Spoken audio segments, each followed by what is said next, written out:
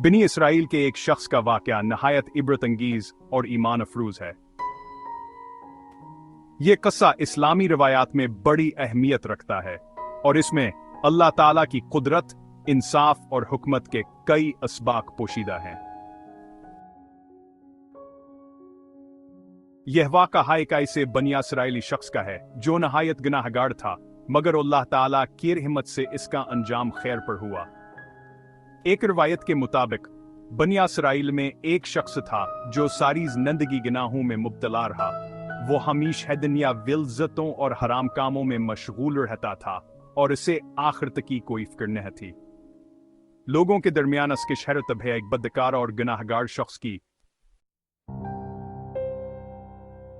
जब इसकी जिंदगी का आखिरी वक्त करीब आया तो इसके दिल में खौफ खुदा पैदा हुआ।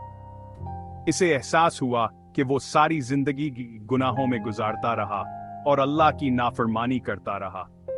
इसने अल्लाह की रहमत की उम्मीद पर तौबा करने का फैसला किया, लेकिन इसका दिल बहुत खौफजदा था कि क्या अल्लाह इसे माफ करेगा।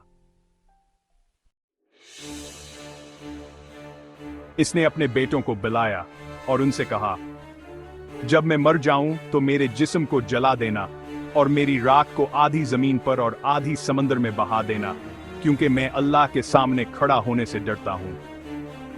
वो समझता था कि अगर इसका जिस्म मुकम्मल तौर पर खत्म हो जाएगा तो अल्लाह इसका हिसाब नहीं ले सकेगा।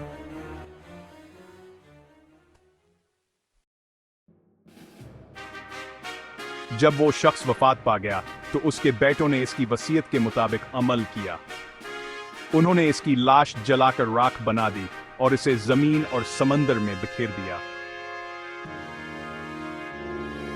लेकिन अल्लाह ताला जो हर चीज पर कादिर है, उसने हवा और पानी को हुक्म दिया कि वो उसके जिस्म के तमाम ज़रात को इकट्ठा करें। चुनांचा वो शख्स दोबारा जिंदा हो गया और अल्लाह के सामने पेश कर दिया गया।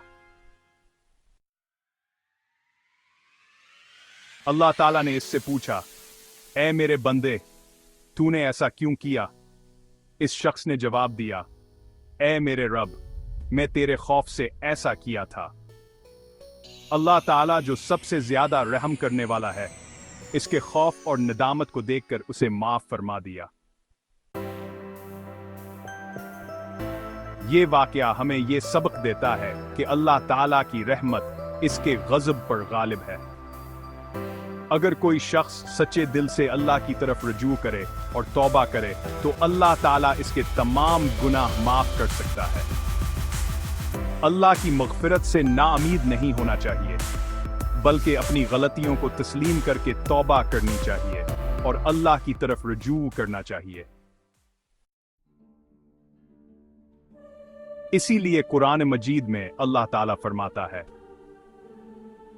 कहो, ऐ मेरे वो बंदो जिन्होंने अपनी जानों पर ज्यादती की है, अल्लाह की रहमत से नाउमीद न हो। बेशक अल्लाह तमाम गुनाहों को माफ कर देता है। यकीनन वही बख्शने वाला और रहम करने वाला है।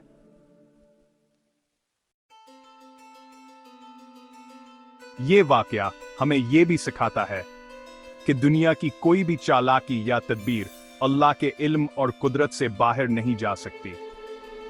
वो हर चीज पर कादिर है और हर चीज का हिसाब ले सकता है।